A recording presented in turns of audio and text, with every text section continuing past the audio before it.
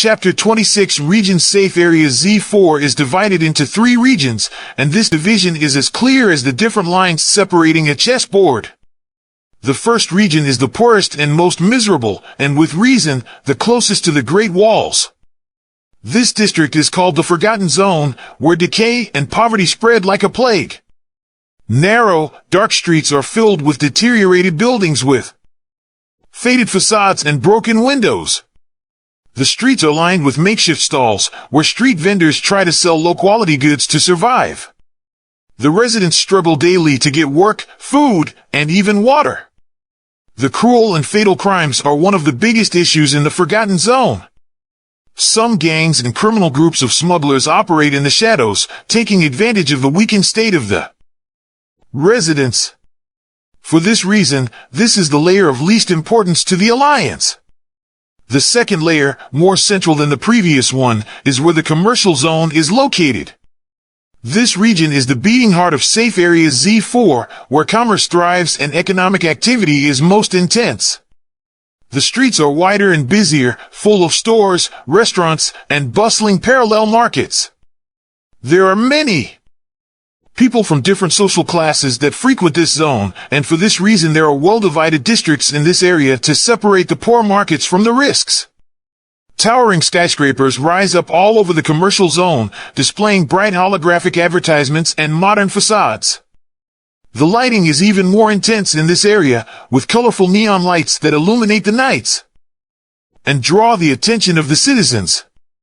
On the busy sidewalks, people hurry back and forth carrying shopping bags, distracted by web links all the time. There's a vibrant energy in the air, a sense of opportunity. Commercial establishments compete for customers' attention, displaying high-tech products, trendy clothes, and exotic foods. Yes, even after so many years, the marketing tactics have not evolved much. The sounds of ambient music and lively conversations mingle in a constant buzz. However, even in this most prosperous region, social inequalities are still evident to the most attentive people. There is a clear division in people's expressions between those who have access to luxury goods and technological advances and those who struggle to survive. While the people who enjoy these benefits always look radiant, the poorer ones have to work seriously, with almost sad countenances. Kaido moves on, crossing the commercial zone with his head down, while thinking that he will have to make careful choices about how to spend his money. However, the hood and the fact that Kaido is distracted in his own thoughts cause him to suddenly bump into someone, a beautiful woman, standing next to a middle-aged man. She drops some papers she was holding and looks angrily at Kaido. The woman has black hair and wears gray social clothes that seem to have been made for her slender body, but she quickly loses her polite composure when she sees the boy's clothes. "Can't you pay attention to where you're walking?" she says in an angry tone as she bends down to collect the papers. Kaido immediately apologizes, getting down on his knees and trying to help the woman collect the papers. "I'm sorry, I wasn't paying attention. Allow me to help." "No, don't touch me." She was about to say something, already judging Kaido. However, the moment she looks at his face, her voice breaks to silence. Nevertheless, the middle-aged man, who was earlier walking beside her and seems to be the woman's companion, approaches Kaido with a threatening face. He places a hand on Kaido's chest, pushing him back. "You think you can just bump into my wife and get away with it?" he questions with a defiant tone. "I don't tolerate disrespect. It was an accident. I didn't mean to," Kaido asserts, standing up and dusting off his pants.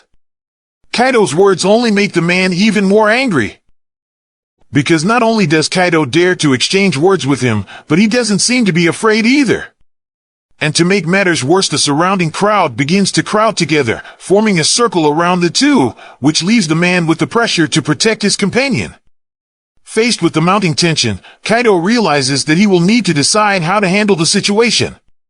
He can try to calm the man with words, which would be unlikely, seek the help of the people around, perhaps impossible, or even opt for a more defensive approach to protect himself. Kaido quickly decides to act calmly and shrewdly to avoid an unnecessary physical confrontation. Even though he is now an awakened one, he knows that he can get into a lot of trouble just for touching someone in the last zone, the noble zone, with bad intentions. Therefore, Kaido takes a step back, raising his hands in a gesture of surrender. "I'm sorry, it was an accident. I didn't mean to cause trouble," says Kaido, trying to calm the situation. The man, however, seems unwilling to listen to apologize and begins to raise the sleeves of his jacket, showing optimized iron fingers. He raises his clenched fist, about to deliver a punch towards Kaido's face. At the last moment before being hit by the punch, Kaido instinctively reacts in self-defense. He ducks quickly, avoiding the punch, and his outstretched right leg knocks the man down with enormous ease. Everyone around them lets out a surprised gasp, and Kaido, seeing everyone's shocked reaction, doesn't think twice and takes the opportunity to run, pushing the crowd away. Kaido runs as far away from this place as he can. He runs without looking back. His heart is racing, mingling with the adrenaline coursing through his veins. He knows that his reaction was instinctive, driven by the need to protect himself in the face of the imminent threat, but he is still worried, and this makes him realize that even though he has become an awakened, inside he has not changed, nor does society see him in a different way because of this. So Kaido discovers that his journey is just beginning, in every respect. Chapter 27 Association. When Kaido finally spots the illuminated sign for an association office hanging from a weathered facade, he is relieved, though breathless. Before entering, he looks everywhere to make sure he hasn't been followed, and his heart races with anticipation as he approaches the entrance. He pushes open the door and enters, being greeted by a hushed environment full of people who are solving all sorts of problems. Inside, people of all shapes and sizes are lined up, waiting their turn to speak to the attendants. Voices overlap each other, creating a constant buzzing sound. A few hologram screens display information about the services offered and the costs associated with them, but nothing tells about the cost of the duelist license. He enters the service queue and, while he waits, Kaido observes the people around him. Some are imposing looking, wearing flashy and exuberant costumes, while others are more discreet, wearing ordinary clothes. Kaido's turn finally comes after a few minutes of waiting. He steps forward and enters the view of the receptionist, an elderly woman with round glasses, gray hair, and a forward-leaning spine. "Good morning, kid. What can I do for you?" "Hello. I would like to apply for a duelist's license," says Kaido, nervously, in a low tone. The receptionist looks him up and down, assessing him with a suspicious look. However, after so many years in this profession, she no longer even cares about the strange things that happen. After all, she has witnessed millions of situations considered unusual. So she takes a form on yellowed and worn paper and hands it to Kaido. "Fill this out and only bring it back when literally all the required fields are filled out. The application fee is 5,000 credits," she says, without emotion. "Also, I already warn you that here you pay the fee first and then go through the test. If you don't pass the test, you won't get a refund." Kaido raises his eyebrows. "Test? Yes, of course there is a test to check if you are an awakened and which rank you fit into. That test can only be replaced by a medical report from an Alliance-licensed hospital. Do you have one?" Immediately Kaido denies with his head. "That being the case, take this form and fill it out outside the queue. There are other people who also need to solve problems and you are getting in the way." The woman replies rudely. Next, she calls out, without offering any more information about the test. Kaido takes the form and moves away from the line, looking for a quieter corner to fill it out. He finds a vacant bench near a dusty window and sits down, concentrating on the questions on the form, which are basic and simple questions, such as the names of his parents, where he went to school, etc. As Kaido writes down his personal information, he can't help but wonder about the test the receptionist mentioned.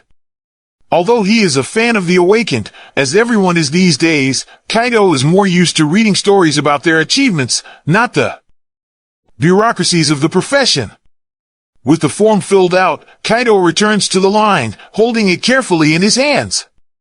"Ah, you're back already, kid," the receptionist says as she sees him after a few minutes and sighs. "Yes, I'm ready to take the test too. By the way, about the test no, remember, you'll have to pay the registration fee first."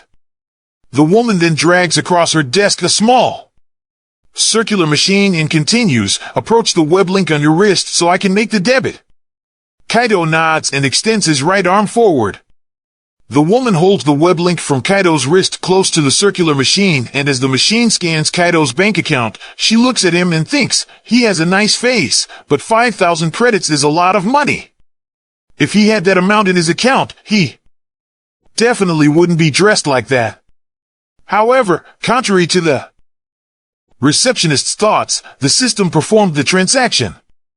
A short beep indicates that the payment has been successfully completed. "Okay, the payment has been made, right? So, where do I take this test?" Kaido promptly asks. The receptionist is in shock for a moment, but then she thinks that there is no way that this boy whose file says he is from the Forgotten Zone is an awakened, after all. It has been more than 5 years since anyone from this place last became one. So she concludes that he must just be a son with rich parents who wants to attract attention. At least this wouldn't be the first time something like this happened. "I will call the manager. Please hold on a second," she says and stands up. Kaido watches the receptionist walk away and back to a room backstage. As he waits, he feels a mixture of nervousness and curiosity. After a few minutes of waiting, the receptionist returns accompanied by a middle-aged man wearing an elegant suit. He has black hair and a serious expression on his face. It is evident that he occupies a position of authority in the association, and therefore looks at Kaido from head to toe, and not because he looks poor, but because he is very young. "Hello, young man," says the manager, looking at Kaido with a penetrating gaze. "My name is Mr. Fisher. My colleague informed me that you would like to take the test for the duelist's license. Is that correct?" "Yes, sir," replies Kaido, trying to maintain his composure in the face of the manager's imposing presence. Mr. Fisher nods, seeming intrigued by Kaido's determination. He looks at the form completed by Kaido a moment before proceeding. "Interesting. Come with me, please." Kaido then follows Mr. Fisher into a small room for meetings and customer service. The room is simple, with one table and 2 couches, but sophisticated enough to impress Kaido. On the coffee table, there is a shiny crystal positioned on a stand. "Please take a seat," Mr. Fisher asks, pointing to one of the sofas. "I don't know if you know it, but the test consists of measuring your power by means of this crystal. When you rest your hand on it, if you are truly an awakened, the crystal will glow and the color emitted from it will tell us which rank you fall into." Chapter 28 Luminite Crystal. Luminite crystals have become famous since the days when the first awakened ones started making inroads into the interdimensional portals. This unusual ore can somehow not only create electricity, but can sense and absorb it. The luminite crystals are the result of luminite that has been exposed to energy for a long time. For this reason, these crystals are very rare compared to more ordinary. Furthermore, luminite crystals, for some reason, react to the touch of the awakened ones. There are theories that awakened ones emit different gravitational or energetic vibrations than ordinary humans, but this has not been proven to date. Like anyone born after the Red Night, Kaido is already familiar with this famous and coveted ore thanks to the mandatory teaching academy, but this is the first time he has seen one personally. So as he follows Mr. Fisher's instructions and sits down on one of the couches, he stares at the crystal with anticipation. Knowing which rank it fits into is not something that bothers him. In fact, he is looking forward to it. Mr. Fisher watches Kaido intently, noticing his anxiety. "I am aware that being an awakened is the dream of many young people, but don't get too excited, young man," says the manager with a calm tone of voice. "What do you mean?" Kaido asks, confused. You are not the first, and nor will you be the last boy who gathers money to come here to take this test. However, believe me when I say that you would already know if you really were an awakened," he states, taking a seat on the couch across the table. Kaido looks at him intently and doesn't say a word. There is no reason to reveal more about himself than Mr. Fisher needs to know, no reason for Kaido to say what his powers are, nor what made him believe he should take this test. He just nods and extends his hand towards the crystal. Immediately, Kaido feels a slight vibration of energy as his hand gradually approaches the crystal surface, and when he finally touches the luminite crystal, a warm sensation runs through Kaido's right hand. Then the unexpected happens. The crystal begins to glow intensely, emitting a dazzling, shimmering luminosity. Mr. Fisher is completely stunned. His eyes widen and his serious expression gives way to one of pure amazement. The glow is so strong that it illuminates the entire meeting room, leaving Mr. Fisher and even Kaido momentarily dazzled. Such an intense reaction from a luminite crystal is very rare and therefore so unexpected. When the light dims, they both open their eyes, stunned by the spectacle they have witnessed. The crystal continues to glow a little, emitting a resplendent golden hue, as if pulsating with a powerful energy. For his part, Mr. Fisher is visibly shocked and unable to hide his surprise. He stares at the crystal and then at Kaido with his eyes revealing a mixture of admiration and bewilderment. That's amazing! Mr. Fisher, still stunned by the crystal's intense reaction, says with his voice trembling with amazement. Kaido is equally surprised by the crystal's reaction. Since he is only at level 6, he was expecting something more normal, but it seems that the crystal doesn't measure the current strength, but rather the latent potential of the awakened one. In any case, this whole reaction was contrary to what Kaido expected, so his heart soars with excitement. The manager abruptly stands up and walks around the table, observing Luminita's crystal with admiration. I have never seen such an intense reaction before. Kaido Zhao, you are an awakened of exceptional level. I've never seen that color in the patterns. My supervisors will go crazy when they hear about that. Wait here for a second, I will call a witness so we can conduct the test one more time, he states, excitedly, and immediately leaves the meeting room.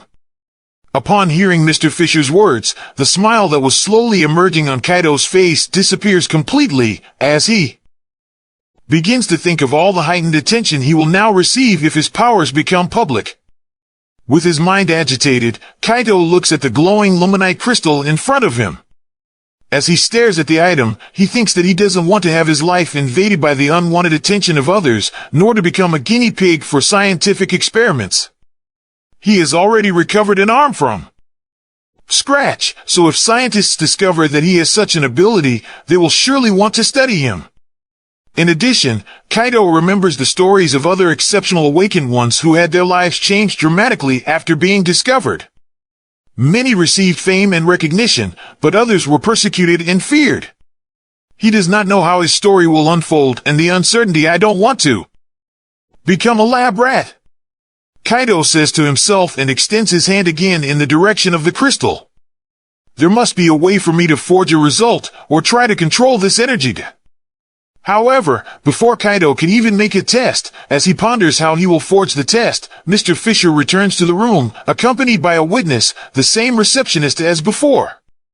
The manager is overjoyed and excited, but Kaido notices that the witness seems more analytical and skeptical. Kaido, we are going to conduct the test one more time with a witness present. I want to make sure the results are accurate and unquestionable, says Mr. Fisher, encouraging Kaido to repeat touching the crystal. Kaido feels his heart race and reaches out for the crystal again. As his hand approaches the shiny surface, Kaido closes his eyes and concentrates on controlling the energy it emits. He tries to focus his mind on a single thought, to remain inconspicuous, like a tree in the middle of a forest full of other trees. Surprisingly, when Kaido touches the crystal this time, the reaction is more subtle. The glow emitted is less intense, and the resplendent golden hue is replaced by an unglamorous light green. The witness who is watching, almost laughs at Mr. Fisher's frustrated reaction, who seems confused and disappointed by the result. Kaido, on the other hand, feels a mixture of relief and happiness. The receptionist, with a discreet smile on her face, this time is much more polite and says, "Kaido, don't worry about Mr. Fisher's reaction. Mistakes are absolutely normal, and since the detection system is visual, it happens that we confuse the references. Still, congratulations, you have been evaluated as an awakened rank D. You are the first awakened from the Forgotten Zone in some time and can officially become a duelist. Come with me, please, I will confirm your data and guide you through the rest." Kaido nods, takes one last look at the look of shock on the manager's face, and follows the receptionist out of the room. Chapter 29 Duelist. The differences between a duelist of rank A or above to a duelist of the lower ranks is astronomical, and anyone who has ever lived in conditions similar to Kaido's would not be bothered by the possibility of ascending socially so quickly, even more so by receiving such an exclusive title. However, Kaido is no idiot and knows better than most how rotten society is. If someone like him, a nobody from the Forgotten Zone of Safe Area Z4, were to suddenly become such an acclaimed duelist, making noise all over the Alliance, two very likely and very bad scenarios would be practically inevitable for him. The first scenario would be that he would immediately gain a lot of fame and notoriety, meaning a lot of money and consequently everything he wanted, but also all these luxuries would come with the various responsibilities of a high-ranked duelist, which would go beyond entering portals of absurdly higher force levels than he is currently capable of, but he would also have political responsibilities.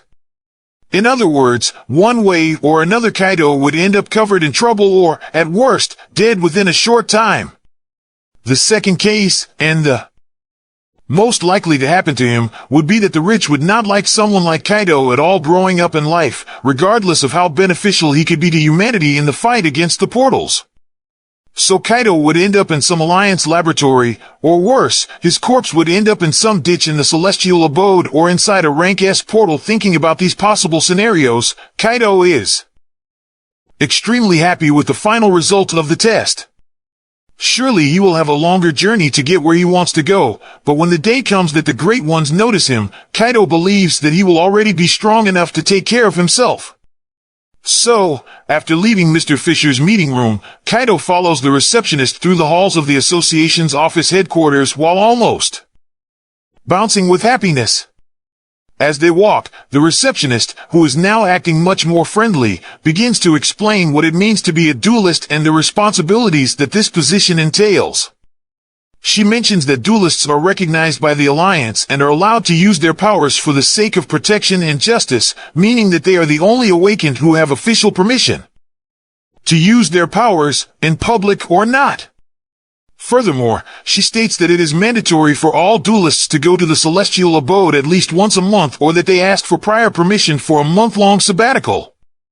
Being a duelist is an honor, but it also comes with challenges and responsibilities. Never forget that, says the receptionist. You are now an important member of society, and your power will be a valuable resource in facing threats. However, you will also have to follow the guidelines and rules set for duelists. So don't forget to try to get stronger to be able to handle your assignments in the best way possible. Many can't evolve their powers in intensity, but make up for it in robotic enhancements, martial arts, or control or sharpening techniques. Kaido listens intently as they reach another room.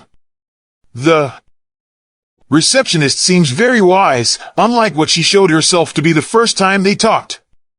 In the room, she takes the form he filled out earlier and confirms his data in the association system. Seeing that everything is correct, she is a little surprised that Kaido has not lied in any of the fields, but nothing is able to surprise her more than her manager interrupting her lunch break to let her know that the boy she attended to was tremendously special, a rank A or S. There you go, Kaido. You are now officially recognized as a rank D duelist, she says, smiling and handing him a card. Congratulations, once again! Your next steps involve integration with other duelists and to the Celestial Abode. Only before that you will need to return to your mandatory teaching academy. Upon Hearing the last condition of his integration, Kaido arches his eyebrows, surprised. Come back?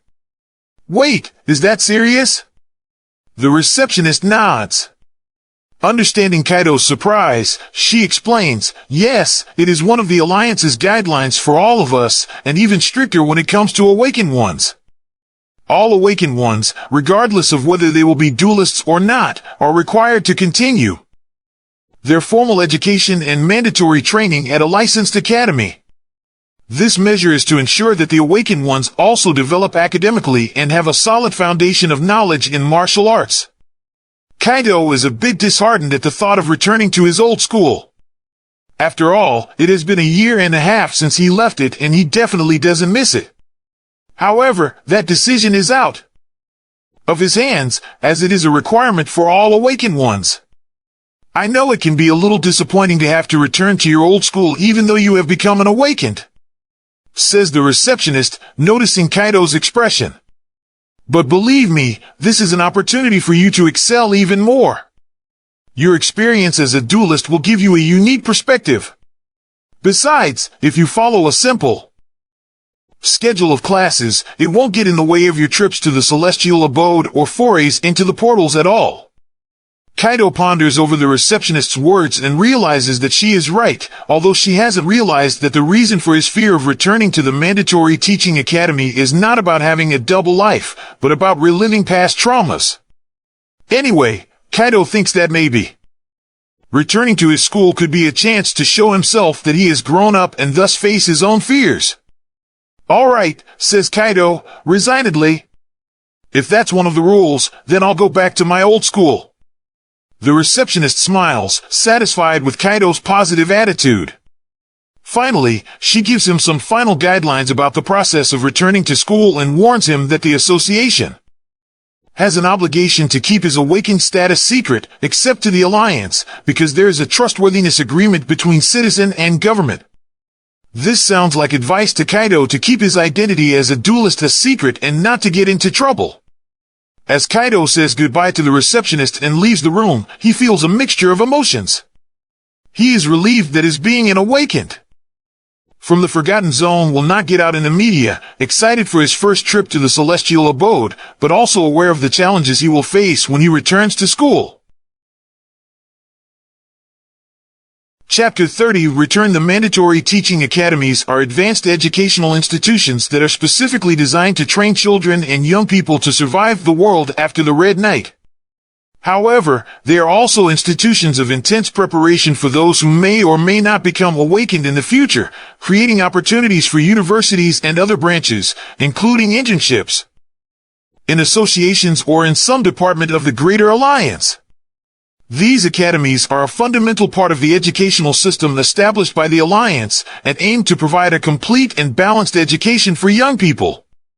In these academies, young people have the opportunity to combine their regular academic studies with specialized training in classes aimed at improving their fighting and battle skills. In fact, this last characteristic is the reason why even someone like Kaido, a sedentary ex-obese man, knows only a minimum of how to use a dagger or a sword, since in the celestial abode and the portal's advanced technology does not work. In other words, the global compulsory education curriculum is tailored to meet the unique demands of today's world, covering both standard academic subjects such as mathematics, history, but also specific subjects related to the theory and practice of how to kill monsters. Obviously, this spread of information on how to kill has certainly created a more aggressive society in some respects, which Kaido has suffered in his own skin. In any case, in addition to the mandatory learning academies also providing an environment for bullies to excel not only socially but also academically, students are encouraged to form bonds of cooperation and discipline to the practice of martial arts, which made Kaido even more excluded because he didn't care much for it. The academies are supervised by people directly connected to the local association or government and have specialized teachers who are able to guide and mentor the students in their development academically and as fighters. These institutions may also offer additional facilities and resources, such as specialized training areas, research labs, dojos, and so on, but it all depends on the donors of the institution. Since there are no mandatory teaching academies in the Forgotten Zone, Kaito will need to walk a few miles to the school district in the middle of the commercial zone. Asterisk. Thanks to a letter with a stamp from the association, Kaito was able to return to the mandatory teaching academy without much trouble. And since the director of the academy thought he was someone very generous, he granted Kaito the perk of being able to study in the same class he was in before, thus ignoring the 1.5 years of teaching Kaito had missed, after all, until 6 months ago, at the turn of the school year, they hadn't even noticed his absence. So, 2 days after his visit to the office of the Z4 Safe Area Association, Kaito is already walking towards the district where his old school is located. As he approaches, his steps gradually slow down and a mixed feeling of nostalgia and apprehension takes over him.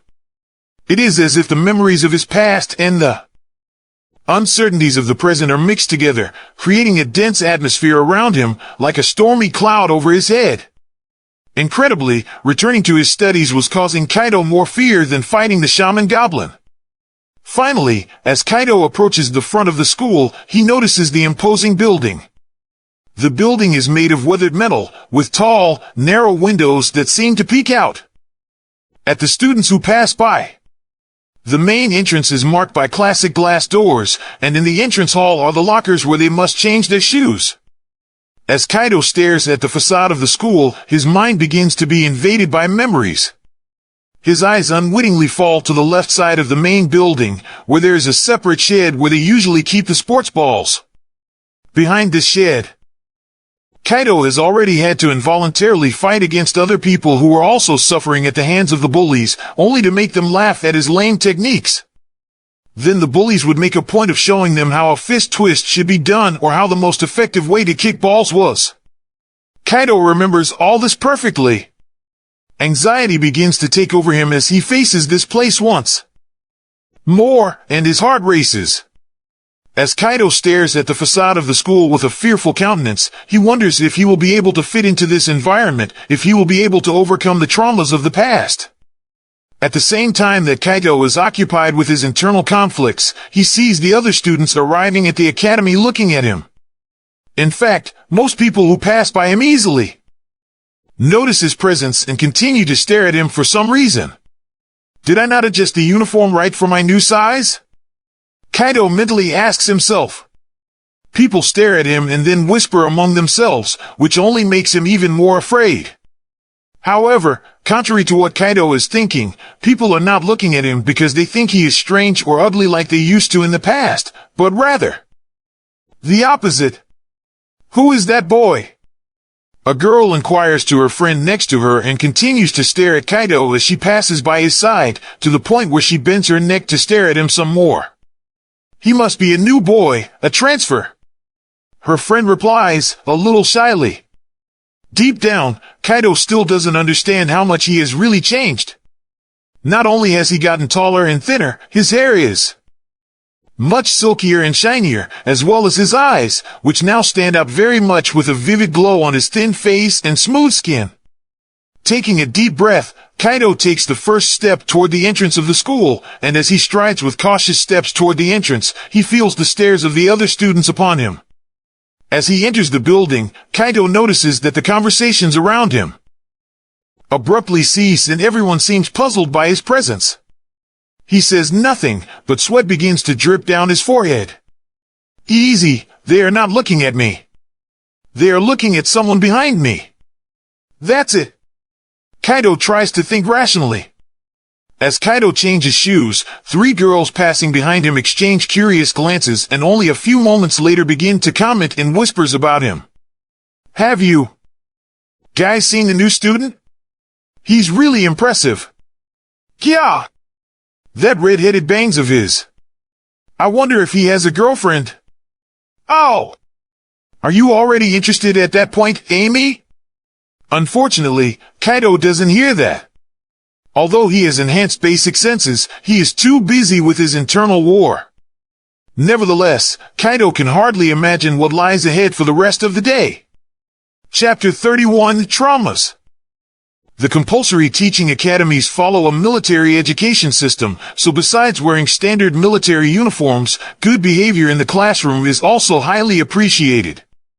So when Professor Richard arrives in the classroom, closely followed by that new student everyone is talking about, everyone rushes to their desks. Mr. Richard is a middle-aged man with thick-framed glasses. With a serious face, he was standing in front of the classroom, looking at the students with his sharp neutral eyes, and then he says as he places a stack of papers on the table, "Good morning, class." Immediately, everyone responds to him in unison, but with a tone of dismay. "Good morning, Professor." The discouragement does not surprise Richard. He has gotten used to it. For that reason, after clearing the hiccup in his throat, he just continues, "Today we have a student returning to your classroom. Please, kid, come into the classroom." As he enters the classroom, Kaido holds his head high. The eyes of the class turn to the red-haired young man who walks through the door frame, almost touching it. Kaido is slender and has a good amount of muscle for his age, as well as having skin so beautiful that it could make girls jealous if most of them weren't too busy enjoying their eyes. As he stands in front of the room, Kaido offers a shy smile. The room fills with murmurs and whispers as the students look at Kaido, who is standing next to the teacher. "Oh! The new guy is in our class. Today must be our lucky day. My God! Jaya! I would have put on better makeup if I had imagined something like this would happen." The girls are flustered by Kaido's presence, while the boys emanate a bit of anger, confusion, and disinterest. No one seems to recognize him, but what really impresses Kaido is that even the bully who bothered him the most looks at him with a frown, not discerning or even remembering him. Who is this guy? And why are they like this? The bully, whose name is Victor, inquires to his surrounding classmates at the back of the room. Victor, a tall boy with a nearly shaved hair, always stands out for his imposing appearance. His white skin contrasts with his dark eyes, giving him an air of respect for the dress code, but in fact he is just lazy about fixing his hair and has shaved it off since he was little. However, what really impresses about Victor are his muscular biceps, which stand out under the tight dress code. The colleague next to Victor shrugs his shoulders and answers his question. "I have no idea who he is, but he's been making the girls go crazy since he came through the gate." Even in the midst of all this confusion, as Kaido is having his instincts pushed to the max because his heart is racing, he listens to Victor and the other boys. Conversation. "Silence, please. I want everyone to welcome you warmly, but you don't need so much noise," the teacher says after slamming his hands on the table to get the attention of the room. The murmurs gradually subside as the students turn their attention to the front of the room. The teacher gestures for Kaido to approach and introduce himself. "Can you introduce yourself so they don't know?"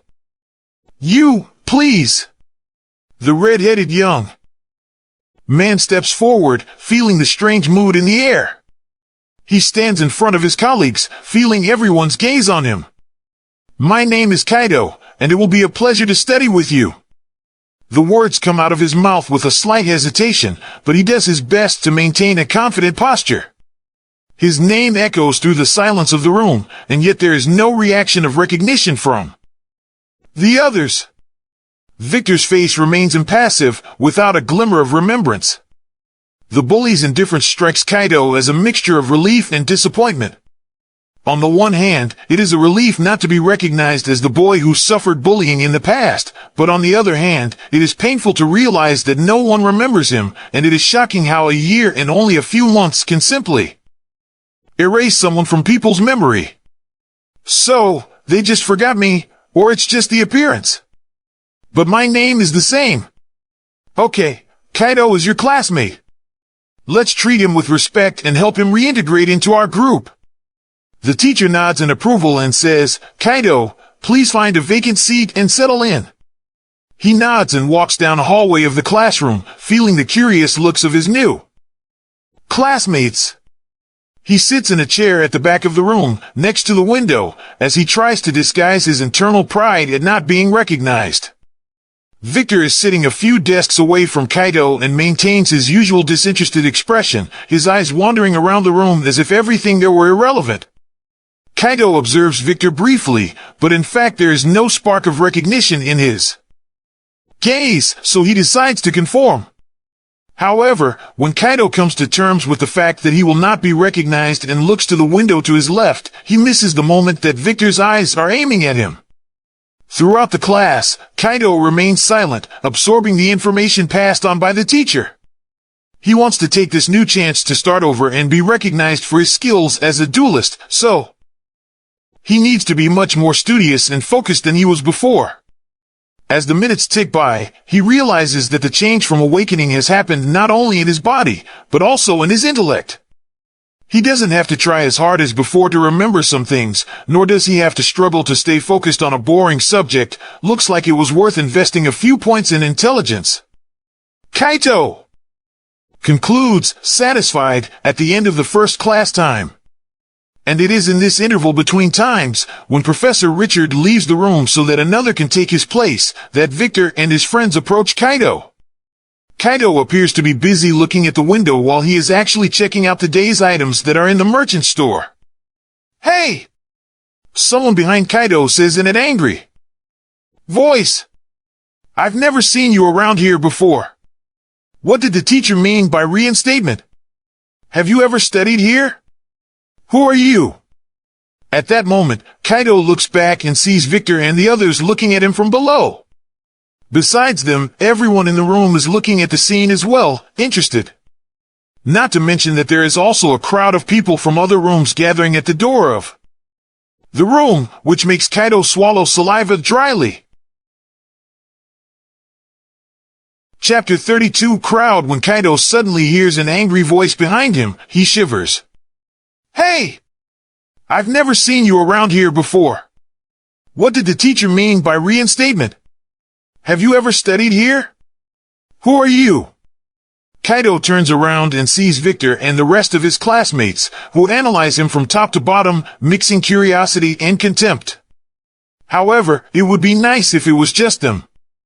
Kaito's entire class is looking at them, as well as a crowd of people outside the room, increasing the pressure on Kaito. Kaito takes a deep breath, determined to face the situation head-on. He stands up from his chair, dragging it back and faces Victor seriously. "I am Kaito Zhao." The moment Kaito's last name echoes throughout the quiet room, most of them either widen their eyes or open their mouths. Everyone seems to freeze for an instant, with their faces expressing shock and disbelief. Kaito Zhao's name resounds like an echo, filling the empty space between them. Next, a loud bang happens. "What?" Many in the crowd shout, shocked. Victor, the bully who once tormented Kaito, still remains stunned for a few moments. His eyes are wide, and his jaw has dropped like a rock. He is unable to articulate any words because the boy who was the biggest target of his taunts and aggression has turned into something completely different from what he imagined possible. No wonder he didn't recognize him.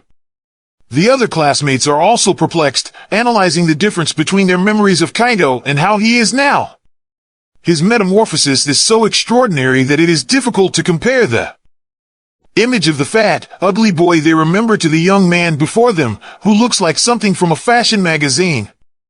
Some people in the crowd outside the room are also in total surprise, while others are trying to understand the reaction of the room, wondering who exactly Kaito Zhao is.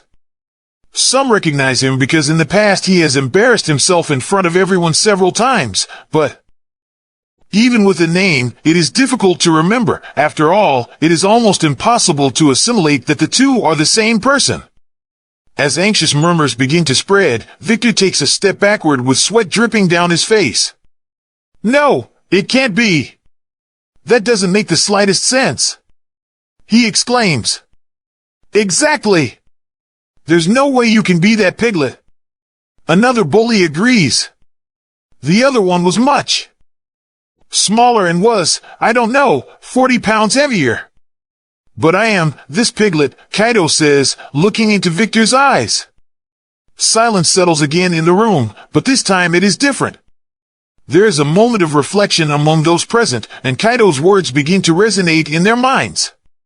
The look in Kaido's eyes conveys a mixture of vulnerability and strength, making it evident that he is not seeking approval. Among his classmates, some are again murmuring among themselves. The crowd outside the room also reacts, and the comments spread like waves. It's true, he really looks different now. Did you see the look in his eyes? He seems determined to prove he's changed. I wonder where he was all this time. As the debate continues, Victor is still reluctant to accept what he sees. And here's discomfort overwhelms him and he clenches his fists, but as he raises his head again, he looks into Kaido's eyes and realizes that there is no hatred, quite the contrary, Kaido is incredibly calm. Thus, Victor realizes that this is the first time he has looked directly into Kaido's eyes, as he has always avoided them in the past. Victor finally sighs, and adopts an expression mixed with disappointment on his face. He lowers his head and mutters, I want to ask. Before Victor can finish his sentence, the crowd outside begins to make a lot of noise, interrupting the conversation, and then a tall, strong man steps out of the crowd, entering the room. He is Instructor Cooper, who writes the martial arts classes. Instructor Cooper enters the room with a serious, watchful, confused look on his face. He has gray hair, an eye patch over his left eye, and a muscular body despite being over 60 years old. Known for his wisdom and martial arts skills, the students respect and fear him at the same time. His gaze sweeps the room with strangeness, observing the whole situation and feeling the tension in the air. The murmurs subside, and all eyes turn to him. What's going on? Here, asks Instructor Cooper. His deep voice echoes through the room, causing all the students in the other rooms to immediately leave the hallway and return to their rooms. Victor, still shaken by the revelation about Kaido, cannot find the words to answer. Kaido takes the initiative and speaks truthfully, Instructor Cooper, my classmates were just asking me why I was gone for so long. It's no big deal. And who are you? Kaido Xiao. Instructor Cooper narrows his eyes, staring at Kaido as if assessing him entirely. He remembers that last name. After all, he was always among the last in the rankings of his classes, and that's why Kaido was nicknamed by some teachers as the weakest. Then in a few moments he seems to notice the difference in Kaido, both physically and in his attitude, and lets out a diplomatic smile. Kaido Xiao. I see that you have changed, not only in appearance but in posture. I have always seen potential in your intelligence, maybe now your body can keep up with you. In any case, I want everyone seated. Instructor Victor states loudly. Everyone immediately returns to their seats, and Kaido also takes a seat as Cooper approaches his desk and whispers. Are you okay? Kaido sees the question as unusual, but still, he promptly replies. Better than ever, sir. Thank you for asking. Cooper smiles from one corner of his mouth. That's good to hear, young man, he says, and then turns to speak to the entire room.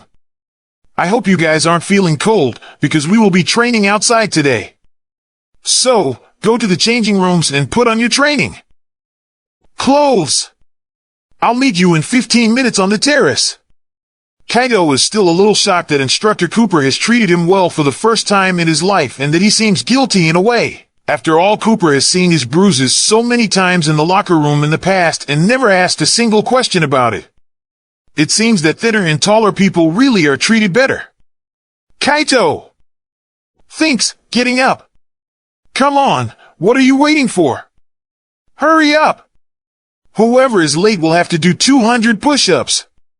Cooper says with a smile on his face, evidencing that he is serious, which makes everyone feel a shiver down their spine. Chapter 33, Defiant Kaido follows the flow of the other students, heading to the locker room to change clothes.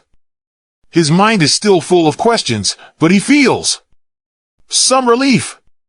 The changing room is fraught with tension for an obvious reason, and the uneasy silence is interrupted only by the muffled sounds of clothes being removed and shoes being adjusted. There was a strange feeling of uneasiness in the air, a mixture of curiosity and distrust hovering among the students.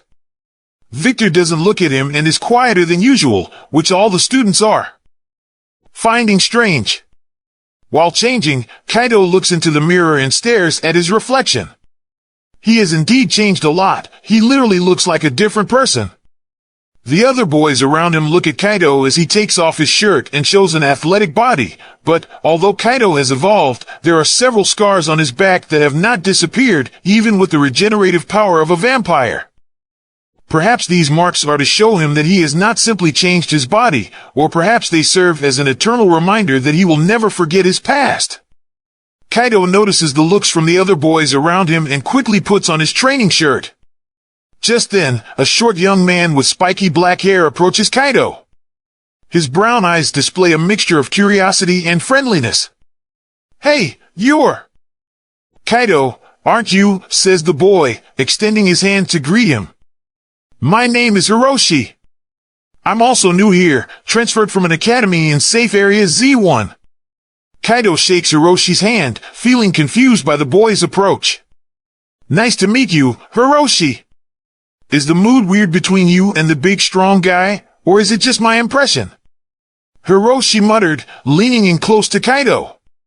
"Ah, it's nothing you need to worry about. Just things from the past." Crossing his arms, Hiroshi nods, seeming to understand. "By the way, Kaido is an Oriental name, right? My family came from the East, well, before the world changed so much." "That's interesting. Actually, my father was half Oriental and decided to honor his mother by naming me after my grandfather. You know how it is." As the two continue talking, the mood in the locker room lightens and the other students also prepare for training. Upon leaving the locker room, Kaido and Hiroshi join the other students on the terrace, where Instructor Cooper is already waiting. The terrace of the academy building is a little different from normal terraces, because it has been adapted to host practice classes as they do not have space for a gymnasium. A large open area extends in front of them after the locker rooms, where there are markings on the floor indicating different training areas, such as hand-to-hand combat, agility, and defense. The view from the terrace is stunning. The blue sky is gray as it is on most days, but since the building is tall it feels like you can almost reach the clouds. Instructor Cooper is positioned in the center of the terrace, where there are cushioned tatami mats, like those in a ring. "Come on, people, form a circle," says Cooper energetically, raising his arms to get everyone's attention. "Today we're going to focus on melee self-defense techniques, which means you're free to use what you know best. I want to see all of you putting in your best effort. Don't worry, I'll be here to guide you." The students group together, forming a large circle, and Cooper takes the reins of the class, exclaiming in his firm voice that echoes throughout the terrace, "Okay, now that everyone has formed the circle, pay attention. As always, I'm going to choose 2 people to give a demonstration here. There's no use raising your hand, Hiroshi. I'll be the one to decide." Instructor Cooper's eyes glide between the 36 students, as if he is analyzing them, except that everyone somehow already knows which ones will be chosen. Suddenly, Cooper points to Victor, who even looks surprised, and then points to Kaido. "It was you two who were causing a ruckus in the room, right? So it's time for you two to settle your differences." Instructor Cooper states out loud, but internally he has another belief. Every group needs a leader. Without a leader there is no order. Victor has always been the leader of this room, but Kaido's return and change has brought emotional instability to Victor and consequently unstable the mood of the room. Therefore, Victor must defeat Kaido and show himself that he is still the leader of this room, so that everything will return to normal. Cooper thought to himself.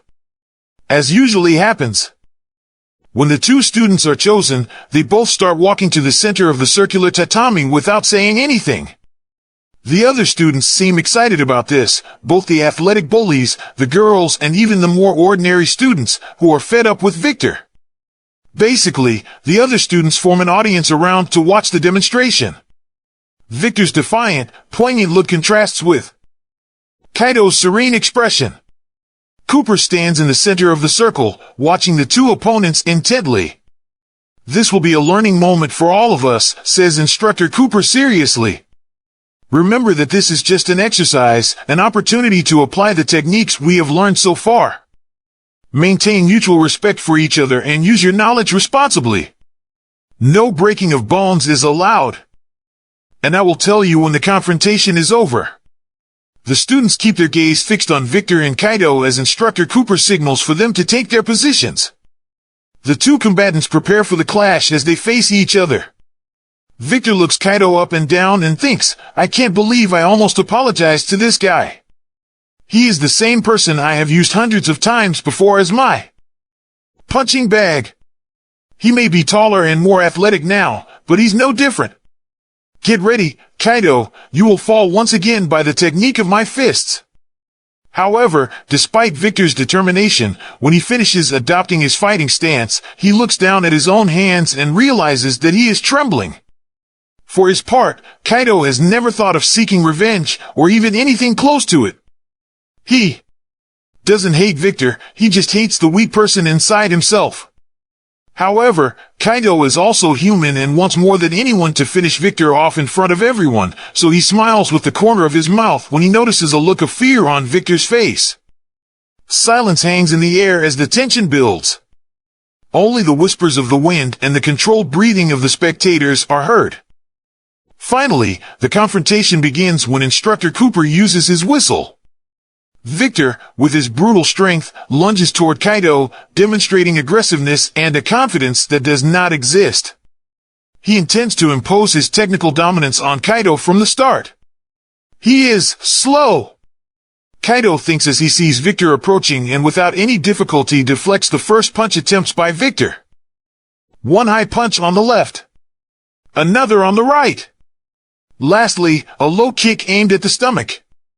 I can practically see his movements. Is that the difference between an awakened and an ordinary person? Kaido wonders. As Kaido analyzes his opponent's movements, all the spectators are impressed by his dodges, because almost none of them could dodge a blow from Victor like that. Cooper is the one who is most surprised by Kaido's movements, because according to his logic, no matter how much the boy has slimmed down and grown a few inches because of puberty, it should be impossible for him to evolve his reflexes that much in just over a year. Victor is a boy from a large family, owning several warehouses, so he had access to martial arts education from a young age, which explains his improved reflexes, but nothing explains Kaido's evolution. Cooper concludes, startled. And just a few seconds after the fight starts, Kaido takes advantage of a punch from Victor towards his face to grab his opponent's arm and spin him in the air, throwing him backwards against the tatami. The movement is fluid and fast, like that of a professional, and when Victor hits his back against the ground, he feels his consciousness almost fade from so much pain. Oops! I think I overdid it. Kaido thinks as he gets up and sees Victor all crooked on the ground. Some of Kaido's colleagues burst out in celebration, while others are too shocked to show any reaction. Chapter 34 Equipment. The discrepant outcome of the fight between Kaido and Victor was the only topic of conversation throughout the rest of the day at the mandatory teaching academy, and as if Kaido's presence hadn't caught the attention of the entire school since the beginning of his first day, surely in the hallways there would be no more talk about anyone other than him for at least the next few days. For his part, Kaido is exhausted as he walks back to the house. Dozens of people have spoken to him during his exhausting day at the academy, perhaps more than if he counted all the people with whom he has exchanged words during his entire life, but still, he is not in the least bit sorry for what he did with his former abuser. Doing that to Victor bordered on satisfaction. So Kaido makes his way through the crowds that fill the streets of the commercial zone with cheer. Store windows are everywhere, displaying the traditional mannequins with clothes or even holograms of models wearing the trendy clothes of the day. Only one particular store window catches Kaido's attention among so many others.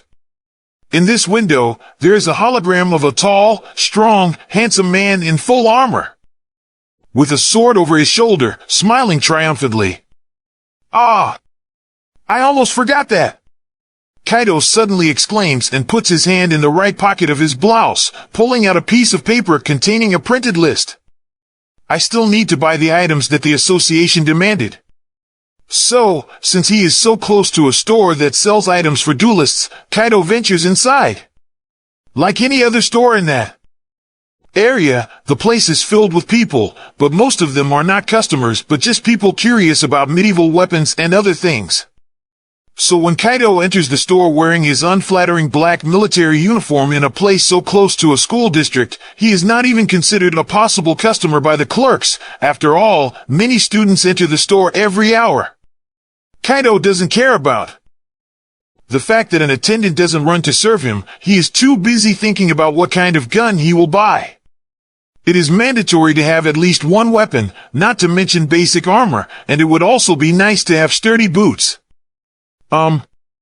After a few seconds, Kaido decides that he wants to do a similar build to the one he had in Mortal Tower, meaning that he would rather abuse his agility and strength than risk using a bow or an axe.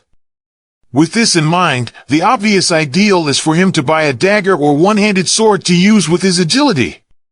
With this in mind, he raises his head and looks around, looking for the sword section of the store, which is easily spotted by him as it is the most crowded section of the store and also where most of the attendants are. Kaido takes a deep breath when he sees all those people and chooses not to go where it is too crowded. He then looks for the dagger section and finds a countertop where he has some on display. Basic steel dagger, 3,000 credits. Fragment of light dagger, 10,000 credits. Silver dagger, 9,999 credits. There are almost 10 options of short blades for sale, but Kaido inevitably takes a few steps back when he sees their frightening price. It doesn't even make sense. What the actual fuck is happening here? Even if I wanted to, I wouldn't have the money to buy a simple silver dagger. Kaido thinks out loud as he walks out of the store, startled. In fact, for someone like Kaido, who has had weapons of the best materials and attributes in Mortal Tower, to have to see these prices for weapons that in the game were basic is nothing more than a rip-off, hyperinflation that he can do nothing but accept. I need to make more money and fast, Kaido says loud enough for only himself to hear. Since signing up to become a duelist cost 5,000 credits, there are only 5,000 more left in his bank account. Although this amount is enough for Kaido to buy a simple weapon, he will possibly lack money for the rest of the equipment. Only two ideas arise in Kaido's mind when he thinks about how he will get more money. The first is to sell some more furniture from his house, maybe his old computer or his stove, but this must be his last resort. After all, he is no longer the weakling he used to be, now he can fight. So Kaido once again hides in one of the many alleys and opens the Z4 safe area map, the same one that showed him where the last portal was. Kaido scans the map with his eyes, looking for the vortex icon he saw last time, or at least something similar, but something strange catches his attention. His gaze fixed on an icon that does not resemble the one he saw, in fact, because it is so different is the reason it caught his attention in the first place. The icon in question looks like a crack, as if the very fabric of the map were fraying and opening. Curious and intrigued, Kaido leans closer to the map, examining the crack closely. The interlaced lines seem to pulsate with inexplicable energy as if they are calling to him. Kaido looks at the rest of the map once more, only there is no icon, only this one of the crack. His heart races and Kaido immediately becomes curious about what the hell it is. Kaido's mind fills with thoughts and speculations. However, he doesn't want to just keep wondering what this must be, and there is only one way to find out. He must go see it with his own eyes. That's not far from here, but it's in the White District. Kaido thinks. The White District is where most of the luxurious stores and casinos of the commercial zone are, so Kaido is a bit worried. Still, he moves on, determined to investigate the crack. He walks through the busy streets, cuts his way through a few alleys, and, to be even faster, he crosses the Red Lights District, which is a place crammed with nightclubs and brothels. As Kaido crosses this district, the women in front of the nightclubs try to approach him, calling the innocent man to come in. "Hey, pretty boy! Come on in! Here, and I promise you'll never forget my name!" A student? The younger you are, the more potential there is to work with. Boy, if you were to go to bed with me, I would drive you crazy. You look lonely, I can fix that. Kaido pays no attention to any of the women's comments and finally arrives at the White District in no more than 10 minutes. Immediately he feels the change in the atmosphere. As always, the White District is bustling and, compared to the Forgotten Zone, feels like an alternate reality. The buildings are more imposing and more lively, the people around them are elegantly dressed, and the air is permeated with a strange smell of cleanliness. Kaido keeps his head up and his gaze focused on the map, ignoring the curious attention he receives for wearing his black military uniform and for holding a huge sheet of paper in his hands. Chapter 35, Evil Point Manipulation. As Kaido wanders through the busy streets of the White District in search of the mysterious crack marked on his map, he pays no attention to anything that is happening around him, nor to the people staring at him, nor to their comments about him appearing to be lost. And when he finally gets close to the place where the cracks appear on his map, he looks across the street and sees nothing but a busy commercial avenue. I should be right next to it. But there's nothing really different. There are a few girls laughing and chatting, a man in a suit with bags up to his shoulders as he closely follows a fat man, and a few more luxurious cars crossing the avenue. In other words, it looks like any time in the White District on a weekday. Kaido looks again at the map in his hands to check if it is in the right place, and above the crack appear the pair of numbers 1 and 0. Kaido is confused and frowns. Then the 10 turns into a 9 and then into an 8. A countdown! Kaido immediately concludes. But what for? He wonders and begins to look around. Finally, as the count reaches 0, Kaido raises his eyes urgently, and as he looks towards the building across the street, where the crack should be, he sees a burst of energy that lights up everything, painting the landscape with an incandescent flash. A deafening boom erupts in the sky, shaking the ground beneath Kaido's feet and the entire district he is in. A shockwave rushes through the air, creating a blindfold that throws Kaido's hair back and speeds up the novice duelist's heart. Kaido puts up his arm to shield his eyes, which are fixed on the source of this chaotic whirlwind, from all the dust and smoke flying toward him. Panic spreads quickly throughout the area, like an epidemic through the crowd, which scatters frantically in all directions, seeking safety and shelter inside the stores or simply running as far away as they can. The alarms of parked cars start beeping, because not only have they been shaken by the gale, but the impact wave has shattered the windows of some of them, as well as some shop windows. At the top of the building where the crack should have been, a sinister opening opens before Kaido's eyes. Part of the building's facade has ceased to exist thanks to the explosion. And where was approximately the 6th floor, there is a large red portal, whose edges are no longer just part of a vortex, like the first portal he saw, but have literally begun to tear reality apart, like cracks. The cracks seem to widen progressively, and in front of the portal at the top of the building appear creatures that defy human logic. Specters? Kaido quickly distinguishes which transcendents are in question. Specters are monsters of almost humanoid form. They have 2 arms and 2 legs, only his limbs are disproportionately larger compared to their torso. Their skin is also dark gray, and from the inside of their body they emit a bluish light, which fills their mouths and eyes. Basically, they are very tall, thin, and gray humans, but they walk on 4 limbs, like animals. Contrary to everything. And even his body, for his hands are shaking. Kaido smiles at this situation. Like it or not, that's good news for me. The specters are basic enemies and not very powerful, which makes Kaido excited. However, they can be frighteningly annoying in large numbers. Probably the portal appeared in some not-so-used storage room inside the building and therefore could not be noticed until it finally broke. However, unlike what Kaido is used to because of Mortal Tower, not everyone can protect themselves from the specters, and he also doesn't have all the time in the world to analyze what his next steps will be. While he is still thinking, several specters start jumping around the building and onto the commercial avenue, which has caused widespread panic to grow. In the distance, Kaido can already hear the sound of sirens among the many shouts of the crowd, which means that the guards will take a few minutes, but the security forces will arrive. This is a fleeting moment of paralysis for Kaido, because he must decide whether to act and reveal that he is an awakened one to everyone, or to run with the crowd.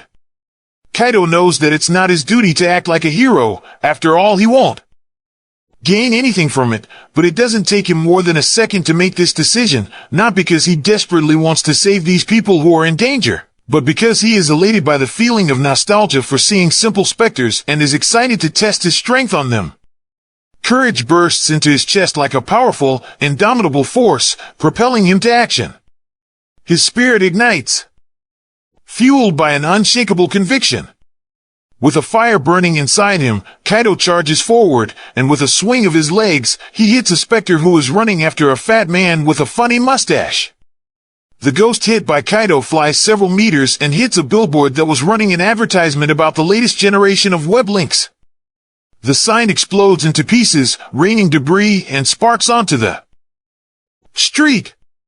Stunned by the fight, the rich man looks at Kaido with a mixture of gratitude and surprise on his face. Boy! Thank you! Come along, old man! This place is going to turn into a fierce battlefield when the other awakened ones arrive. Kaido says, looking back over his shoulder. The specters who were near the anxious crowd of civilians begins to pay their attention to the young awakened one. Their eyes glow with the bluish light emanating from within them, and also with an insatiable desire for violence. I'm without a weapon, so I'll have to get creative. Kaido thinks and then has an idea. Maybe this would be a good time to test that other skill. Activate evil point manipulation. As soon as Kaido thinks of the name of the skill, a system window appears before his eyes as he is surrounded by the specters. Evil point manipulation skill activated. You have 4 evil points. You can create or copy a skill, but the number of points required to complete the action will depend on your natural affinity for the type of skill desired. Let's try the obvious. Kaido says aloud and thinks, I want to get the ability to manipulate matter. To obtain the skill, ethereal matter manipulation requires 1 billion evil points. You don't have the required amount of points. A billion? Humph! Why did I freak out? If I had the ability to alter matter, it would be like a cheat, and 1 billion points seems fair to me, but to get all that I would have to, I don't know, destroy a country or... Kaido was thinking when he heard the growls of the specters again. Right, I have to focus. I already understand how this skill works. The more powerful the skill, the more points will be needed. If that's the case, then I just want to have claws without having to use life drain. To get the skill Poisonous Vampire Claws requires 100 points of evilness. You don't have the required amount of points. It doesn't have to be poisonous. To obtain the skill, Simple Vampire Claws requires 10 points of evilness. You don't have the required amount of points. Kaido snaps his tongue at seeing the message and realizes that he will need to do something bad to get at least a few more points. At this moment he sees 2 scenes. A rich old woman is lying on the ground, trying to collect the pearls from her necklace even in the chaos, and a few meters away, there is a rich young man crying because he has scraped his knee on the ground. Kaido is then undecided about which 2 will have to be his victim. He prefers to choose the least bad, only he also prefers to do it all at once and get a lot of points, so the old one might be more rewarding.